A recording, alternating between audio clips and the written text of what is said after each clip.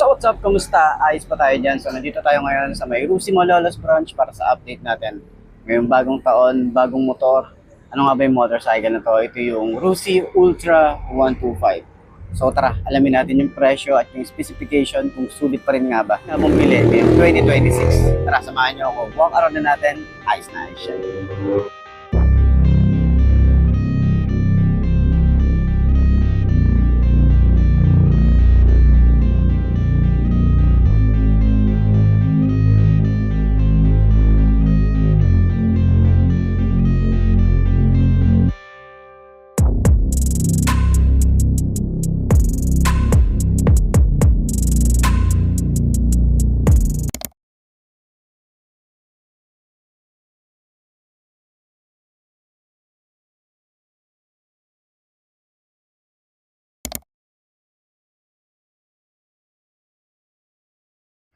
So yun ang mga best no, sa lahat ng mga nagtatanong magkano nga ba ang ganitong motorcycle. Ito ay nagkakahalaga ng 55,000 kapag kinuha nyo ng cash.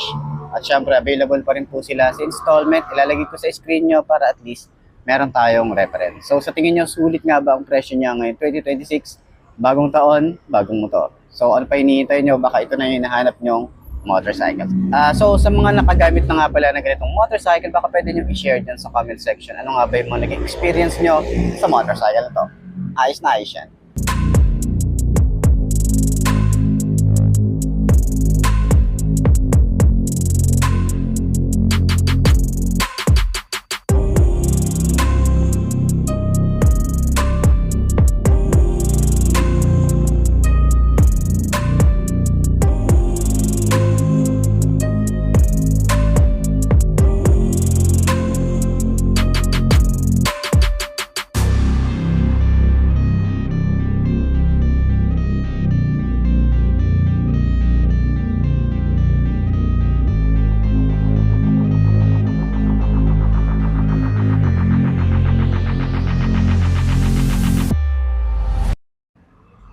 So, yun ang mga best no. Ngayong 2026, available pa rin nga po itong Rusi Ultra 125. Okay? So, meron silang available na kulay red and combination ng black. Okay? Parang nakatagilid ako. Pero, ayan. Yung nais ko lang yung view natin para at least baka kasi nakapaling kayo eh. So, ayan yung tsura natin. So, ang kagandahan nga pala dito, pwede itong pang on and off road, pero palitan nyo lang yung gulong kasi nga mga naka-ano pa siya, naka city tires or yung gulong niya ay pang city pa, hindi pa siya pang dual sport, okay, pang on and off road. Pero kagandahan din dito kasi is pwedeng ipang trail, okay, carb type. So wala pa silang nilalabas na FI nito, pero maraming sabi-sabi na may FI nito. Hindi na natin alam kung totoo yun. Pero ayan, yung headlight niya maganda, maangas, aggressive yung looks. Naka-digital panel na rin tayo rito, naka-upright position, and then meron din tayong compartment kahit pa paano, okay? So, ayan, kasi yung gas tank nito, kaya marami nagsasabi, pang FI daw. So, abangan natin, baka magkaroon ng FI, di ba? Malay naman natin. So, pag naka-side stand, ganyan ang itsura niya, maganda yung side stand niya. Okay, so maganda rin yung safe din, yung pagkaka-side stand niya. So, kapag nasa mall tayo, pwede natin yan, safe na safe naman. Yan. So, sa 5'2" na height natin, saktuhan lang tayo rito. Okay, tapos mahaba yung ating handlebar. Ayan. So, yung shock niya, ayan, sobrang ganda ng shock. Oh. Ganda ng shock. Okay, maganda yung niya, turning radius niya. Ganda rin. Okay. So, kita nyo naman yan. Yan. Itsura natin pag nakasakay na tayo rito. Yung legroom natin maluwag pa. Pwede tayong maglagay dito ng gamit in case na kailangan natin ng gamit pa na paglalagyan. Ayan. OBR natin maluwag din dito. Tapos maganda siguro kung lagyan nyo rin ng top box kung kailangan nyo ng additional storage. Ayan. So, okay.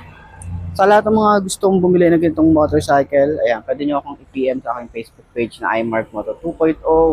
And pwede nyo rin kontakin si Rusi or kung gusto nyo para at least mapa-assist na, pwede ko kayong i-assist, okay? So, ayan, sa tingin nyo, sulit na ba ang presyo niya na 55,000 para dito sa motorcycle na to? Carb type, maangas din yung datingan, maganda yung itsura, and affordable. para sa ganitong motorcycle. So, ayan, sa tingin nyo, diba?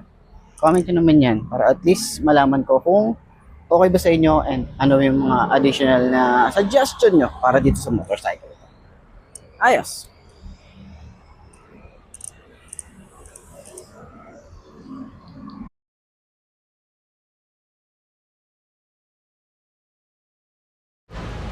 So yun na nga mga best no, ngayon 2026, yan, meron silang available na kulay red and black colorway dito ng Ultra Sports 125, okay?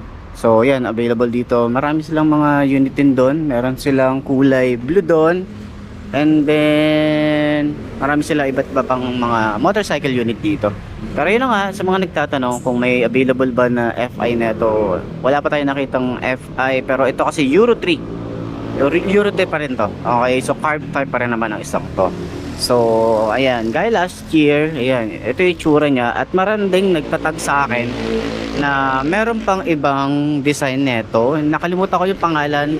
Bukod sa Ultra, hindi ko alam kung ano yung tawag doon, pero same lang din neto, pero iba lang din yung headlight neto. Ayan, so headlight lang yung nagkaiba sa kanila nitong Ultra. So, at least sana makakita tayo nung available unit na noon para ma-vlog natin and maano natin sa inyo, ma-share natin sa inyo.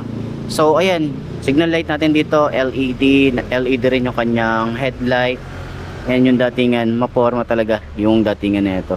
So fender, sobrang lambot din ng fender na ito, extension mahaba, pa-telescopic fork, may rubber boots, mugs din, maganda rin yung itsura nito. Pero sana yung kulay niya parang mas maganda kung kulay red, 'di ba? So sa size naman ng gulong, ang size dito ay 2.5 by 17, naka single disc brake, dual path caliper. And then sa side naman dito, may mga sharp design din, may forma din siya na ganito, open yung part dito. Ayan. Siguro sa hangin para at least, 'di ba? Tuloy-tuloy lang yung hangin. Yan. So ito naman, may kickstart din tayo.